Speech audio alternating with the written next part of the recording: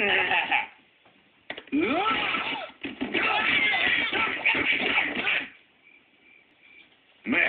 I'm glad we got that out of our systems. I wonder what came over us. Maybe people are just naturally violent. I don't believe that.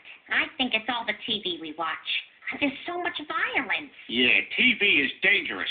Why the hell doesn't the government step in and tell us what we can and can't watch?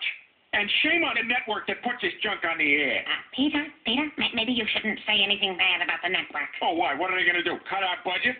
I'm going to go get a beer.